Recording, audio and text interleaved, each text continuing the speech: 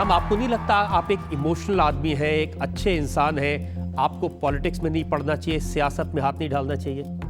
मैं ये दावा नहीं करता हूं कि मैंने पॉलिटिक्स को पवित्र कर दिया है, लेकिन मेरे पॉलिटिक्स में होने से शायद कुछ अपवित्रता जो है वो कम हुई है। मैं इसकी दावा जरूर कर सकता हूं। लेकिन ये भी आप जानते हैं कि पॉलिटिक्स में आप घड़ी के पेंडुलम की तरह हैं, कभी इस तरफ और कभी उस तरफ। बिल्कुल नहीं। I have never given up a party to become a minister in another government और to take any advantage for my self.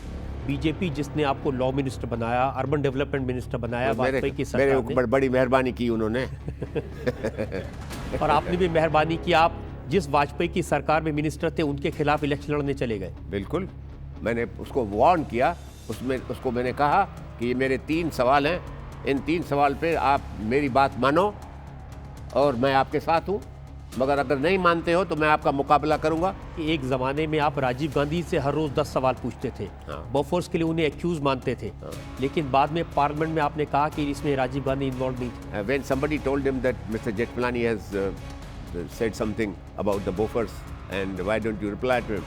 The man said that I don't reply to every barking dog. ये बदफजीलत है। और मैंने उसको कहा था कि you are lucky that I am not a bloodhound, I am only a barking dog. But remember, the dogs bark when they see a thief. He brought it on himself. But look at my character. That when the charge sheets were filed after so many years, I read the evidence and it appeared to me that the decision was taken not by him but by General Sundarji. I went on record to say that I was wrong in my assessment. लेकिन ये wrong है, ये समझने में आपको इतने साल लगते हैं? Naturally, because the police filed the charge sheet after 10 years. बेचारा राजीव तो खत्म हो गए थे तब तक, लॉयल्टी की तो बात ही नहीं थी. I was appearing for the Hindujas in the case, and when I read the whole record, I said, my God, the whole thing was done by General Sundarji and not by this man.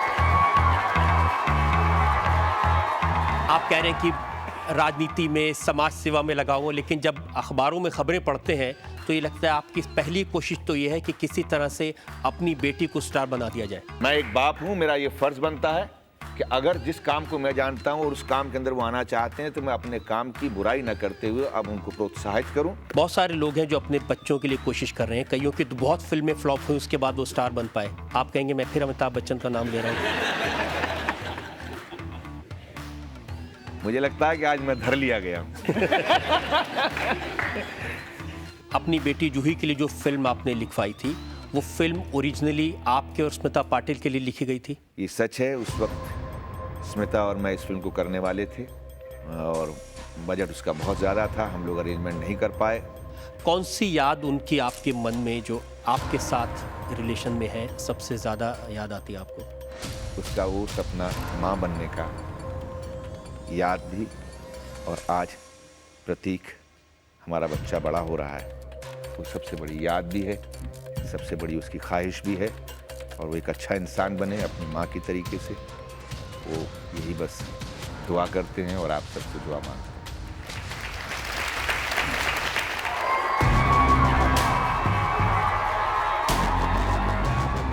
जितने आपके दोस्त हैं राजनीति में, उसको देखते हुए लगता है कि आपकी असली जगह वहीं पर है। प्राइवेट लाइफ है अपनी।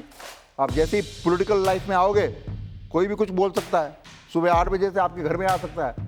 हाँ, तो मैं 10 बजे तक सोऊं तो मेरे को कोई पूछने वाला नहीं है। राहुल जी, अब ये बता दीजिए कि जब बच्चे काम संभाल लेंगे, आप सिर्फ चेयरमैन रह जाएंगे, तो खाली वक्त में क्या करेंगे? चमचागिरी तो घमंड की नहीं करूंगा, बट जहाँ लगता है गलती कर रहे हैं वहाँ उनको ठोकूंगा, बताऊंगा कहाँ गलती है, जिससे कि देश के और देश के लोगों का फायदा हो।